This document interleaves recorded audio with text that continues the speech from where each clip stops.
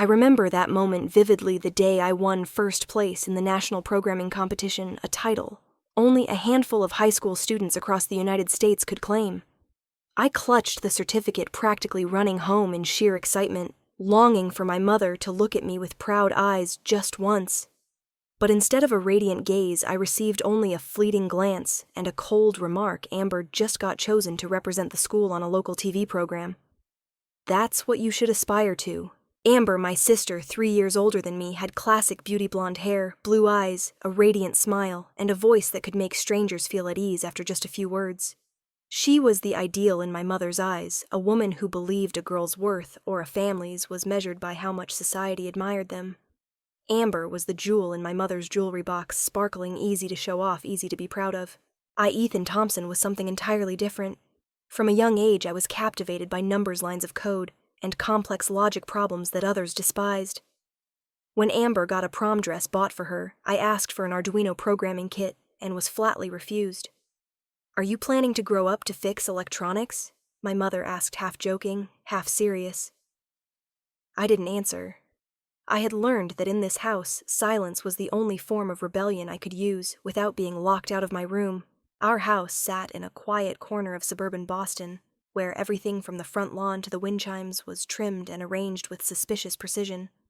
My mother, Diane, was the picture-perfect woman in the neighbors' eyes, always smiling, eloquent, always ready with cookies for PTA meetings. But within those 4 walls, she was like a director who never let go of the script. Everyone in the house was a supporting actor in the play called The Perfect Family. My father, Gerald, was a quiet gentleman, but in a way, almost invisible. He was present at every meal, occasionally chuckling at my mother's remarks, nodding at my sister, and slipping an extra piece of meat onto my plate when he saw me being ignored. He didn't intervene, didn't object, didn't defend. But I once caught his eyes when I showed him the AI model I built from open-source software. Those eyes quietly held surprise mixed with pride. But then he looked down, turned away, as if that pride was something wrong in this house. Every time Amber was taken to the spa, I was told to weed the garden. Every time Amber failed English, my mother blamed the teacher for being too harsh. When I got criticized just for not tying my tie properly at a statewide science presentation, my mother called it an unacceptable disappointment. Once I laughed when Amber told a story about breaking up with her boyfriend. My mother stared at me and said, "That's why you don't have a girlfriend. No one likes someone who's tactless and cold." I remember staying up 3 nights straight, writing a new algorithm to optimize text searches, earning a National Research Institute's Tech Talent Scholarship. When I showed the certificate to my mother, she didn't look at it, just asked, "Are you ever going to talk to real people instead of computers?" before turning to ask Amber about her latest photo shoot. I grew accustomed to my invisibility at home, but one day my mother's words crossed the final line. I overheard her telling a neighbor, "My son's good with computers, sure, but who needs a man who just types?" It wasn't the first time I'd been belittled, but for the first time it made me shudder. I went to my room, closed the door, and for the first time felt my heart ache in a very real way. Not because I was hurt, but because I realized I didn't want to live my whole life here, didn't want to keep being Amber's useful shadow. I decided I would leave no matter the cost. From that moment, I made a plan: study harder, apply only to schools at least 3 states away, and stop expecting anything from my mother. I stopped seeking her approving gaze, stopped explaining why I didn't go to prom, why I didn't date like my classmates. I spent that time on lines of code tech competitions and dreams I didn't dare share with anyone, that one day I'd build a world where I didn't need permission to be myself. At the end of my senior year, I got an email from MIT. I didn't open it right away. I let it sit in my inbox for 3 hours, like a challenge. When I finally opened it and saw the words, "Congratulations, Ethan," I didn't smile, didn't shout, didn't jump. I just sat there, quietly, heart pounding, and thought I did it. I'm about to escape. I took the acceptance letter downstairs where my mother was preparing dinner in the kitchen. I handed it to her and said simply, "I got into MIT." She looked up, skimmed it, then asked, "Where's that Cambridge? That's pretty far. Are you sure you'll be okay so far from home?" No congratulations. No hug. Just a disguised concern masking indifference. But I didn't need it anymore. That night, I lay in my room, opened my laptop, and wrote in my journal, "This is my chance to escape, and I won't look back." I met Emily in the fall of my sophomore year at MIT. A seminar on artificial intelligence and tech ethics, where I went out of curiosity, turned out to be where it all began. She stepped onto the stage with a sharp, confident look, her presentation clear, logical, but not dry. There was something about Emily that made the room go still, even me, who usually had little interest in theoretical talks. When the Q&A started, I raised my hand asking about bias in medical diagnostic algorithms. Emily looked at me, paused for a second, then smiled, a genuine, almost surprised smile. "Good question. It's something I'm struggling to solve," she said, then invited me to stay after to discuss further. That's how it started. Not with a touch or a cinematic glance like in the movies, but with a spirited debate about machine learning ethics. We met again the next week, then the week after. At first it was for professional discussions. Then it turned into Sunday morning coffees, late nights in the library, coding and talking about old movies and old dreams. Emily was unlike anyone I'd met. She was sharp, independent, and had her own subtle cracks like me, though she hid them well behind strong eyes. When I told her about my family, my mother Amber, and the feeling of being invisible, Emily listened quietly. She didn't interrupt, didn't rush to comfort. When I finished with, "I've learned not to need anyone's recognition," she said softly, "Ethan, you don't need anyone's recognition. But that doesn't mean you don't deserve to be loved." I don't remember when I fell in love with Emily. Maybe it was when she brought me homemade food the night I had a high fever, or when she sent me handwritten lecture notes, or when I realized I felt lighter around her, something I hadn't experienced in my 20 years. In the summer of my junior year, I decided to bring Emily to our house in Boston. Not because I wanted my mother to accept her, I was past that illusion, but because I wanted Emily to see where I came from, and I secretly, faintly hoped that if my mother saw me happy, she might soften. That dinner was tense, like a taut string, though no one said anything outright. Emily tried to be polite, engaging my mother in light conversation. My father nodded occasionally, quietly, serving food. Amber, home for summer break, arrived late as usual, entering the dining room, like an honored guest. She looked at Emily, gave a slight smile, and said something I still remember clearly. "So you're the one getting Ethan away from his computer during the day?" Emily smiled back politely. I knew she understood it wasn't a compliment.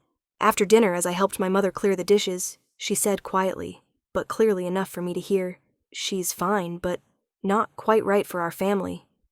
Anyway, Ethan, you should think long-term. A girl should know how to elevate her man, not compete with him." I wanted to argue, but I wasn't calm enough to say anything without making it worse. I just nodded, placed the last plate in the dishwasher, and turned away. I didn't tell Emily about those words. Maybe I was afraid she'd be hurt. Or worse, I feared she'd start doubting our relationship. But I didn't know that the hurt had already begun long before I realized. The weeks that followed, I noticed Amber appearing more in Emily's stories. Sometimes a text about an article, sometimes an invitation for coffee, since Amber was in Cambridge for something. At first, I just found it odd, but then our conversations started to feel interrupted. Emily asked if I ever felt consumed by work, if I ever got so lost in code that I forgot the person in front of me. I answered honestly as always, "That's part of who I am, but you're the part I never want to lose." I don't know how much Emily believed me, but I know she heard too much from someone else. Everything fell apart at the end of the first semester of my senior year. I went to Emily's apartment earlier than planned, wanting to surprise her. The door was unlocked. I stepped in about to call her name when I heard laughter. That laughter once, something I loved, something I longed for, now felt like a sharp knife. I froze in the doorway of the living room, where Emily and Amber sat close on the sofa.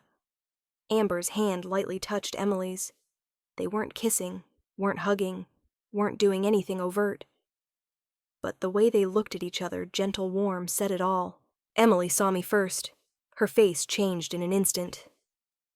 Amber turned, not surprised, not panicked. She just sighed, stood up, and said, "Ethan, you're here earlier than I thought."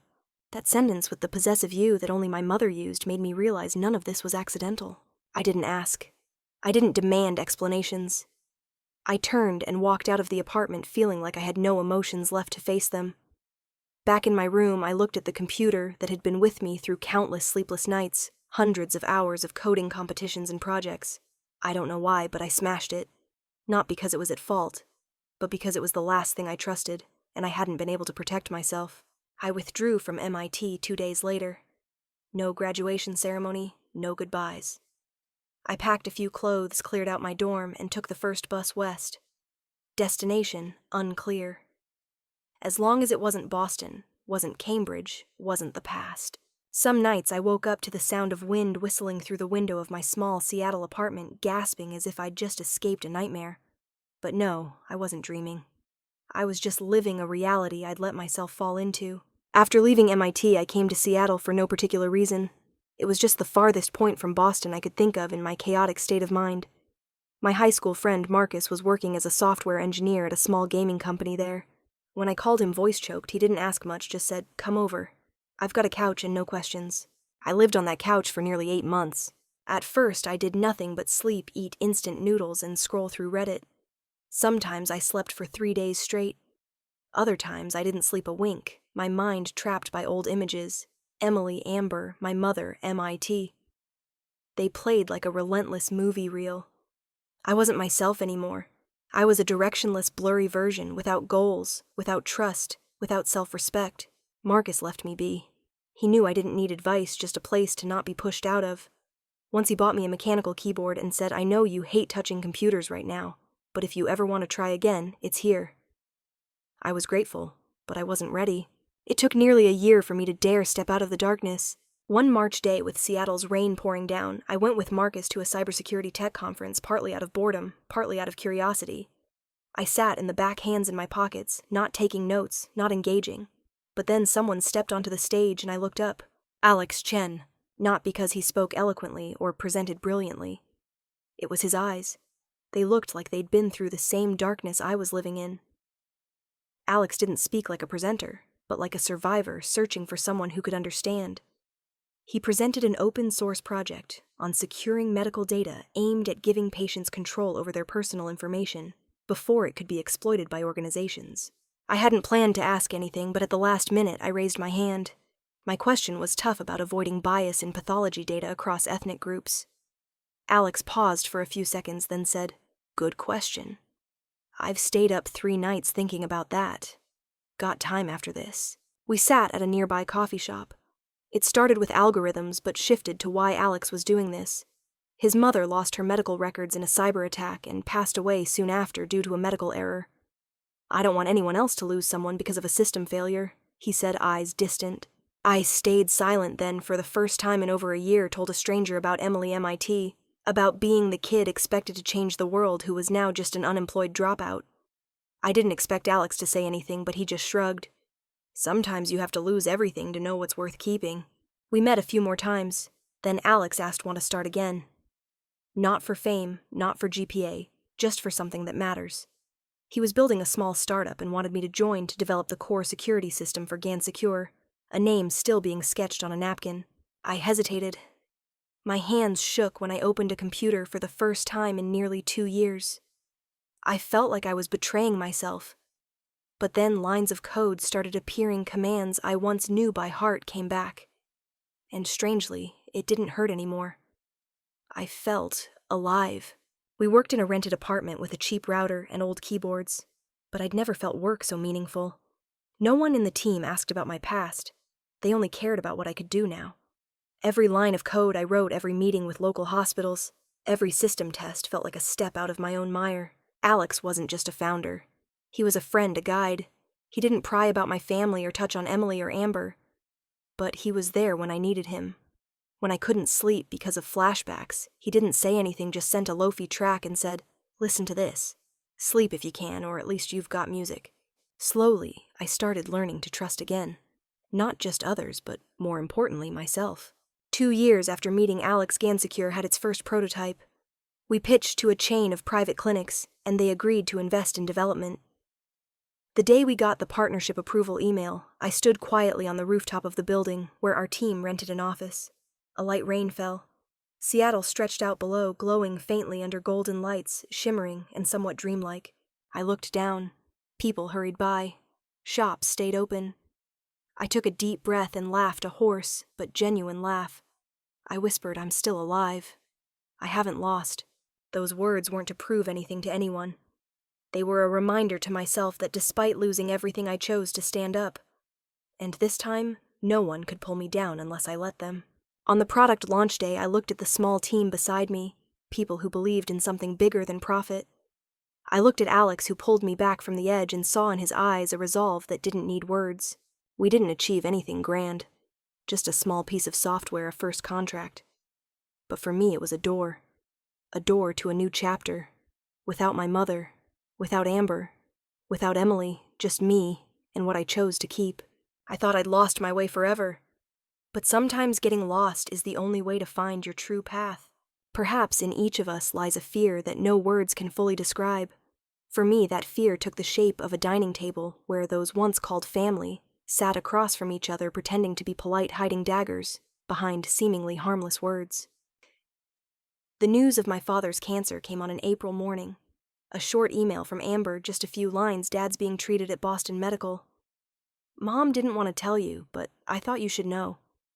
I stared at the screen as if the words were a joke. Not because I was surprised. My father was old, living quietly for years amid family tension. I just didn't think he'd go before my mother. Somehow, she always seemed untouchable. I called Amber. After nearly 7 years of silence, her voice trembled, but maintained a calm facade. She didn't mention the past. Just repeated, "You should come back if you want to see Dad." I didn't return, but I invited them to Seattle, where I was living and working. Partly because I didn't want to go back to that old house, partly because I could now control my own space, at least geographically. The villa I lived in was the result of years of relentless work pitching to investors debugging systems until dawn. I didn't build it to show off. I built it to remind myself I'd risen from rock bottom. When I invited the family over, I wasn't thinking of reconciliation. I just wanted to face them one last time to close what was still stuck in my heart.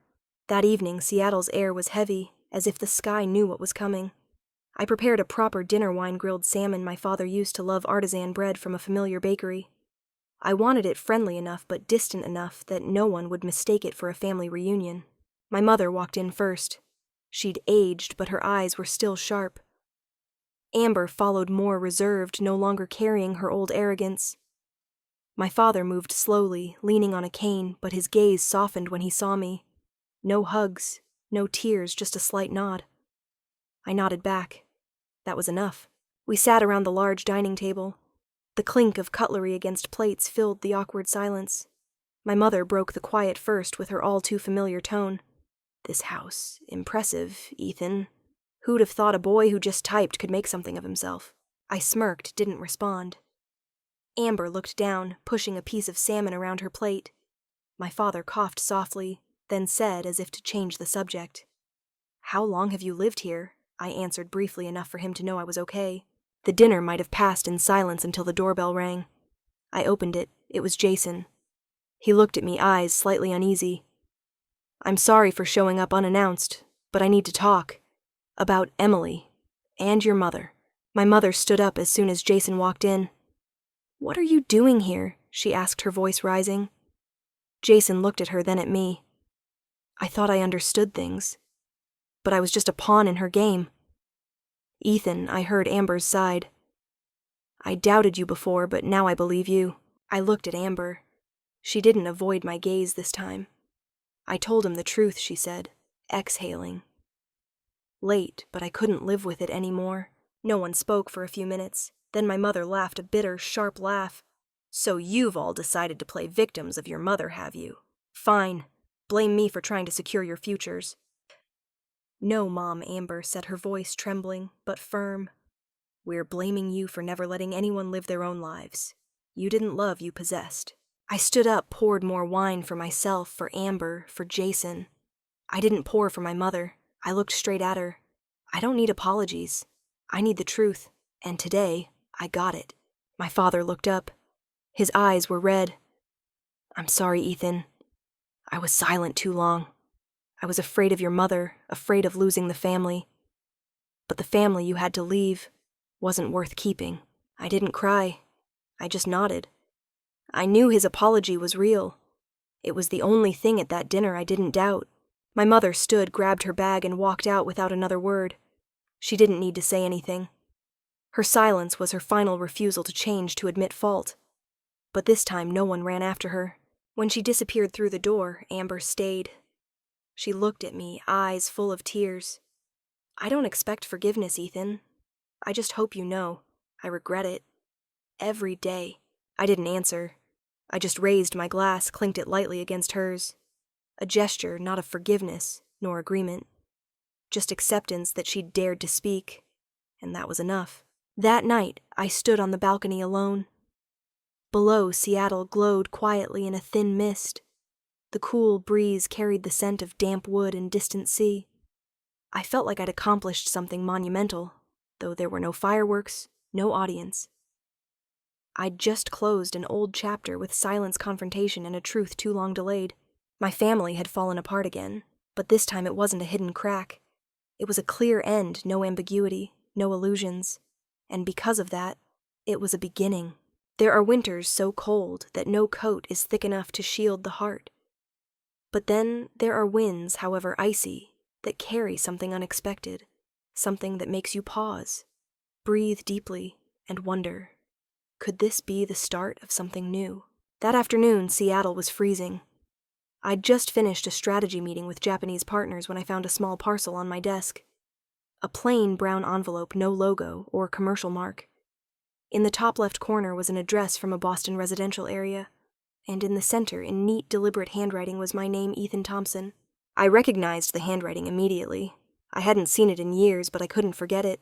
It was Amber's. I didn't open the letter right away. I let it sit there neatly on the desk, like a foreign object that could change everything. I made a cup of tea, closed the office door, and sat down, letting my mind settle.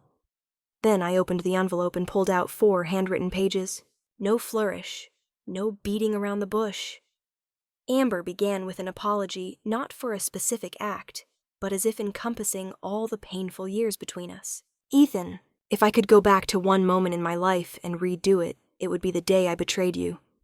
Not just because of Emily, but because I destroyed the one thing left between us, trust. I read slowly. Each line was a gentle tap on memory, not sharp like a knife anymore, but still leaving a mark. Amber wrote that she'd lived as a copy of expectations. Our mother didn't love her the way a mother should. She molded, shaped, and demanded. Amber, in the guise of the ideal daughter, was a confused child, always having to smile to win to be better. And when I, the quiet, weird younger brother with his computer, started shining in my own way, she grew afraid. I didn't hate you, Amber wrote. On the contrary, I was jealous because you dared to leave, dared to cut ties. I didn't dare. I let Mom steer my whole life, and when I saw you living authentically, I felt small. I chose to sabotage you just to feel like I still controlled something. I paused, looking out the window. Snow fell quietly on the rooftops. A strange feeling rose, not anger, not pity. Just a deep stillness. Amber shared that after our confrontation in Seattle, she started therapy. Not because anyone forced her, but because she couldn't keep living a lie to herself. She moved out, rented a small apartment, worked part-time at a community college library, and enrolled in psychology courses. For the first time, I'm studying for myself. Not for grades, not for Mom's approval. I don't expect your forgiveness. I'm writing this because I need you to know I've changed. Not to atone, but to keep living. The final page had just one line. Thank you for your silence. That silence for me was a second chance at life. I folded the letter, placed it on the desk, and leaned back in my chair. I don't know how long I sat there, but when I stood, I no longer felt like I was carrying a wound. I felt like I'd set down a stone, one I didn't realize I'd been carrying. I didn't write back to Amber. I didn't call, but I didn't throw the letter away. I slipped it into a thin plastic sleeve and placed it in a drawer alongside company documents, patents, and next year's plans. Not because it was a document, but because it was part of the journey. A milestone. That evening when I got home, Alex was in the kitchen wearing an apron, baking gingerbread, a habit every winter. He looked up, saw something different in my face, and asked softly, "Everything okay?" I nodded, poured myself a glass of red wine, and sat beside him. "I got a letter from Amber," I said. Alex didn't ask more. He just waited for me to continue. I looked at the fire in the oven, then said slowly, as if each word came from the deepest part of my mind. Some mistakes can't be erased, but they can stop. And when someone dares to face their own mistakes, at least you can let the past stop ruling you. Alex nodded, handed me the first piece of gingerbread. I took a bite, the slight spice of ginger spreading on my tongue. It felt strange, as if all my senses were coming back to life after a long time numb. That winter, the snow fell heavier than usual, but in my heart, An old piece of ice began to melt. Quietly, unhurriedly, but truly. And then, one early spring day, I got a call from Boston Medical. A gentle but serious voice. Mr. Ethan Thompson. Regarding your father, he has a request before his final treatment. He wants you to come back. I knew. The final door was opening. Not for blame, but for words left unsaid. There are moments that seem so small, so ordinary, yet make me realize how far I've come. This morning, as I bent down to tie my daughter's shoes, her dark brown hair falling over her forehead, her big, round eyes looking at me with patience, I felt my heart soften, then bloom like a cluster of wild daisies in late spring. Why the purple dress today? Didn't you say yellow was the strong color yesterday? I asked, teasing lightly. She shrugged, serious yet adorable. Because today's special, so I wore the color I like. I chose it, no one made me. I laughed a laugh that reached deep into my chest. 10 minutes later, I dropped her off at her preschool in suburban Seattle, where the maple trees were starting to turn red. Watching her run into the yard, her coat fluttering like butterfly wings, I suddenly remembered myself at that age, forced by my mother to wear a tiny suit for a second-grade presentation. She'd said, "You have to stand out. You have to be remembered." But I don't need anyone to remember my daughter. I just want her to live fully, truly. And I thought to myself, my daughter won't have to live for anyone else. She'll live for herself. 2 years have passed since I received Amber's letter. 2 years since I started living outside the shadow of the past. My and Alex's company, Gan Secure, has grown into an international platform, operating in 5 countries, partnering with dozens of major hospitals. But strangely, I no longer feel the urge to prove anything. Success is no longer a weapon, but a tool to make an impact, to help to live lightly. Alex remains the best companion. He's not just my partner, the father of my child, but the only person who saw me completely broken and stayed. Our little family lives in a wooden house near Lake Washington, where evenings bring the sound of ducks and mornings are cloaked in soft mist. Without saying it, I know I'm living the best chapter of my life. But like all happy chapters, it came only after very dark pages. And I closed those pages officially on a gloomy autumn day last year. My father passed after his 3rd round of chemo. He went peacefully in his sleep with little pain. The hospital called me not because I was the primary contact, but because he'd written my name in the final box of his form, the person I want to see before I close my eyes. I went to Boston unhurried, unpanicked. I knew I wouldn't see him alive again, but I'd already met him on a deeper level through understanding, through forgiveness, that didn't need words. The funeral was simple. Amber stood beside me, her hand lightly on my shoulder. We didn't talk much, but her presence said enough she was living authentically and trying. My mother was there, still cold, still polished as ever. When I approached, she looked at me, her eyes neither resentful nor soft, just a void carved deep by time. "It's good you came," she said. I replied simply, "I came to say goodbye to Dad." We stood beside each other for a few minutes. Then I turned away. This time I didn't look back. Since then, my mother and I haven't spoken. Not because I'm angry, but because it was time to stop expecting anything from her. Something she should have given when I was a child. Amber and I are different. She's still studying psychology at community college. Sometimes she sends me a book excerpt or an article she thinks I'll like. I send her photos of my daughter playing. The connection is fragile, gentle, unforced, as if we both understand that after all the wreckage, sometimes just a thread of connection is enough. One weekend afternoon, I sat on the wooden porch watching my daughter chase butterflies with Alex. Sunlight filtered through the trees, catching her hair glinting like honey. Alex sat beside me, handing me a cup of tea. I took it silent for a moment. Then I turned to him, speaking slowly as if each word came from the deepest part of my mind. We didn't forgive them because they deserved it. We forgave because we deserved to live free. Alex squeezed my hand lightly. No more words were needed. Below the porch, my daughter's laughter rang out, spreading into the vast air. And in that moment, I truly knew, that I was free. Not by winning or retaliating, but by living fully, kindly, true to myself. My story isn't a perfect symphony. It has off notes, broken sections, long silences. But those imperfections make it a real melody. My story isn't just a journey through trauma. It's proof that anyone can rise from wreckage, if they dare to face the pain and choose to live kindly to themselves. I've learned that forgiveness isn't forgetting, it's stopping. Stopping to keep the past from defining who you are. I didn't forgive because others deserved it. but because I deserved to live in peace, free, unburdened by others' weight. I also realized that family isn't just where you're born, it's where you choose to build with sincerity, compassion, and understanding. If this story resonates with you, share your thoughts in the comments. Have you been hurt by those you love? Are you on a healing journey? I want to hear your story. Don't forget to follow the channel for more stories about family love and starting over, because every one of us deserves a new chapter.